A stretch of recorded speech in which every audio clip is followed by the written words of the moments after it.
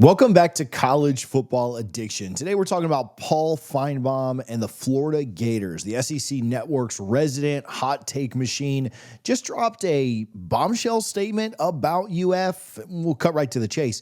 He says they're going to go 0-4 in a brutal four-game stretch against LSU, Miami, Texas, and Texas A&M in 2025. Is Finebaum right?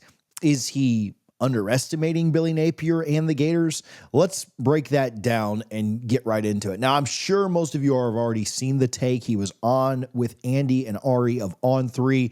If you haven't already, it's about a minute long. I'll show it to you, and then we'll talk about it. Games 3 through 4 are this: at LSU, at Miami, Texas at home, at Texas A&M.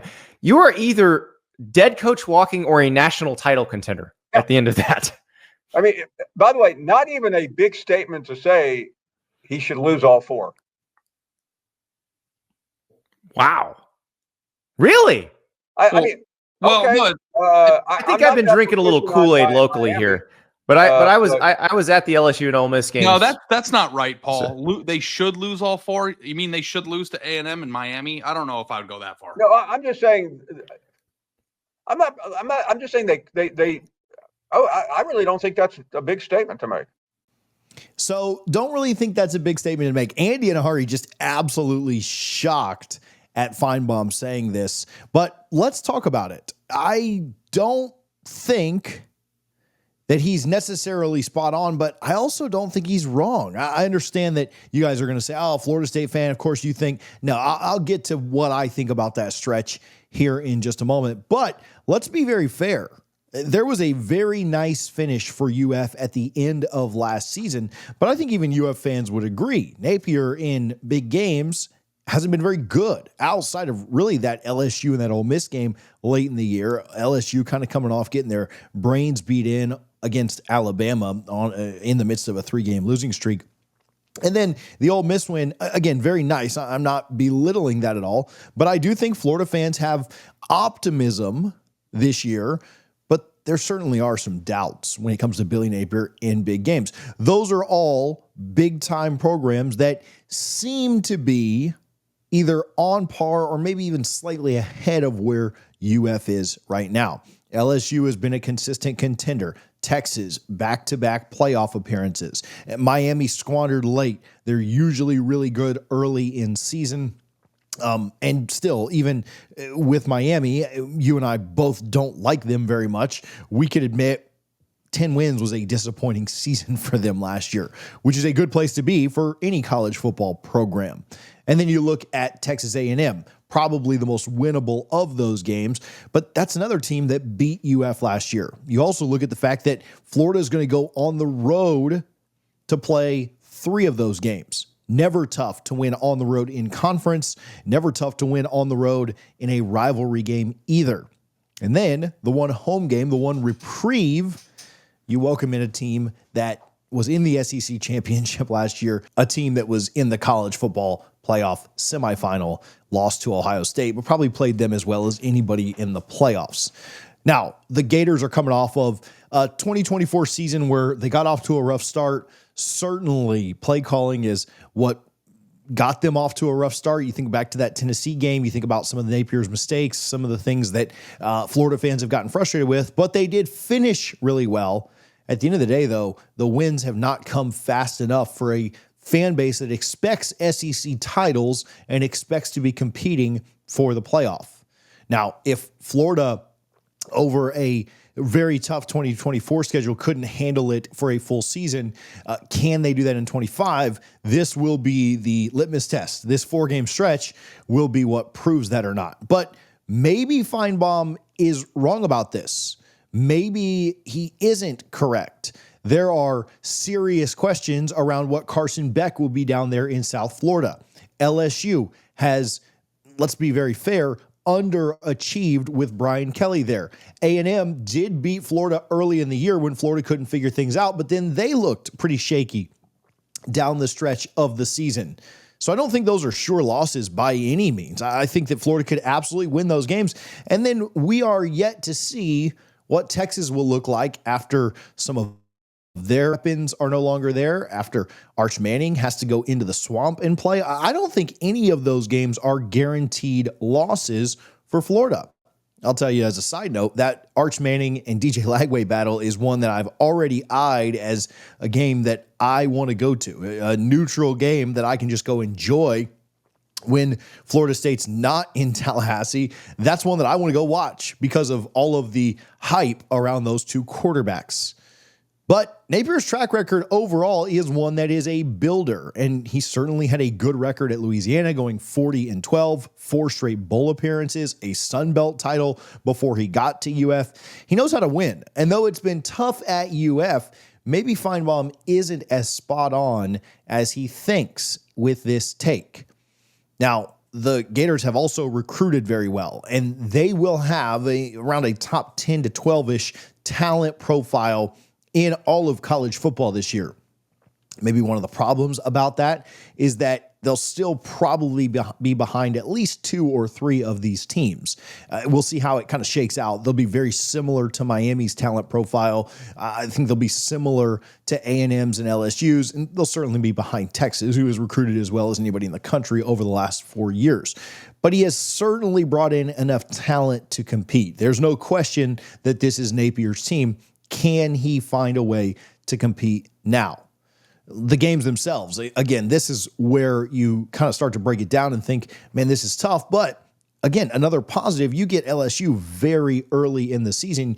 You also are facing an LSU team that has a murderer's row for a September. LSU goes on the road to play Clemson in South Carolina. They play Florida at home, and they go to Ole Miss. Now, that home game is the one that they're going to say, hey, we got to win that one against the Gators, but that is a very tough stretch in September, early in the year.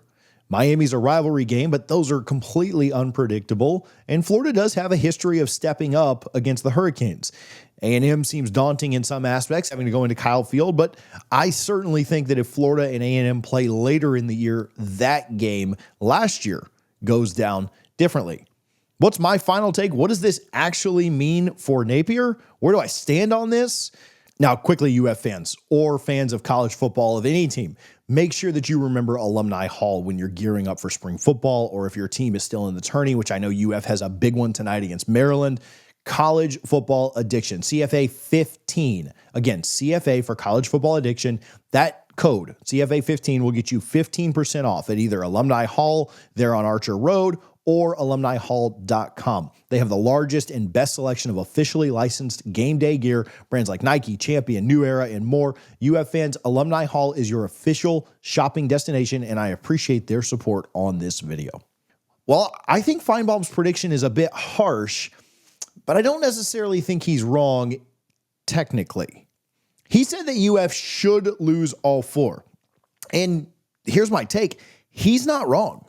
Florida is going to be an underdog in all 4 of those games if Vegas was offering lines today, right? There's no way that they're not an underdog on the road at LSU. There's no way that they're not an underdog on the road at Miami. There's no way that they're not an underdog on the road at A&M today. And I think even in the swamp, Texas would be a 3 to 4 point favorite coming in against the Gators. That doesn't mean they'll be an underdog when those games happen. Should Miami get blown out by Notre Dame, or should LSU lose by a lot in Clemson and Florida start the year really well? If Florida's undefeated when Texas comes to town and the Longhorns have a couple of losses, certainly by the time we get to those games, Florida could be a favorite. But as of today, Vegas would have Florida as a slight underdog for, I think, all 4 of these games. And when you think about that, and you think about games being on the road and you're an underdog, the truth of the matter is you're supposed to lose those games. It doesn't mean Florida will, but you're supposed to lose games in conference or against rivals when you're an underdog on the road. Let's just call a spade a spade. It is very tough to win in the SEC. It is very tough to win rivalry games. And it's very tough to win rivalry and SEC road games when you're an underdog. And so if we're being honest here, if you asked any neutral fan that wasn't a fan of UF and wasn't a fan of the other team that Florida would be playing that weekend, in a head-to-head matchup where Florida was a dog on the road, they'd probably take the other team. That's why you get paid less when you bet on a favorite. That's why you get paid more if you pick the upset. Now, Finebaum didn't say he would lose all 4 of the games. He didn't say they had no shot. He didn't say that they would get blown out. But if you look at these 4 games, yes, Florida should lose them. Now, here's what I think. UF doesn't lose all 4 games. And I could be the biggest Gator hater in the world. I'm really not. Maybe just kind of an average Gator hater. But I don't think they lose all 4 games. I think it's big trouble if they do. Don't get me wrong. But I don't think Florida loses all 4 of these games. I think they win at least 1 or 2. Now, 3 at this moment seems like a stretch to me. I need to see enough early in season for me to change my idea on that. But if they go down to LSU and they go down to Miami and win both those games, you better believe that people are going to start picking them to win the other 2 as well, at least split them. Right now, I'd probably have winning in College Station as the most likely. Winning in Miami is the next most likely, beating LSU probably 3rd most likely, and then beating Texas I think is the biggest stretch, even though that's at home. And we have seen highly ranked teams go into the swamp and just completely look lost. I've been there. I was there in 2015 for the largest sellout crowd ever. 2 top 10-ish teams playing each other between Florida and Florida State. And man, that place gets loud. But in college football, most teams go about 500 in their coin flip games over the course of a season. Being on the road for 3 of these makes it a bit tougher, and the atmosphere in Baton Rouge will certainly be difficult, more difficult than really anywhere else I think Florida plays this year. So what all ends up happening here? Well, we don't know, right? We're prognosticating about this in March. I think Florida's chances at winning these games all stacked up, if you did win shares, I don't know, probably comes down to like 1.75, around close to 2. They'll probably they'll probably split here, to be very fair with you. But Finebaum's underlying point can't be ignored. If Florida does go 0-4 in this stretch, or really even 1-3, the pressure on Napier gets pretty unbearable because the rest of the schedule, though it lightens up some, certainly does not go away. You're going to have a top 10 matchup or a top 10 opponent in Georgia. You're going to have another top 15-ish at worst opponent in Tennessee coming into town. And then the week in and week out grind of the SEC. Games against Kentucky and Mississippi State certainly don't look intimidating now. Even that game against Florida State doesn't look super intimidating now. Not that anyone can figure out what Florida State's going to be this year with their back-to-back kind of crazy years. But the underlying point, again, of what Finebaum is saying is true. Today, Florida is supposed to lose all those games. But the best thing about college football is that you don't always have to do what's supposed to happen. You don't always have to fail when people expect you to. People expected Florida to lose against Ole Miss. They expected Florida to lose against LSU. They did not expect the Tennessee game to be competitive. They didn't think that Florida would have a lead in the second half against UGA. And all of those things did happen. All of those things did take place. So you don't always have to just live up to the low standard that people set for you. If they're not able to win them, certainly it's trouble for Napier. But that stretch is the most make or break moment in his tenure in Gainesville so far. What are your thoughts? What do you think about Finebaum's comments? What do you think Florida's record will be in those games? Honestly, to be very fair with you, I think if Florida goes 2-2 in that stretch, they're in really good shape. I think if Florida goes 2-2 in that stretch and they just drop one more game the rest of the way, 9-3 might get them in. 9-3 might just be enough. Now, I'm not predicting 9-3. I'm not telling you that that's the only chance. They're going to have to either beat Tennessee or UGA down the stretch and then not slip up against anybody else. But if they can go 2-2 in that stretch, I think that's a pretty big win. 3-1, and I think they might go to the playoffs. I'm just very fair. I think 3-1 in that stretch, 4 times as an underdog, 3-1 there probably gets you to the playoffs if you don't kind of just screw the pooch down the stretch.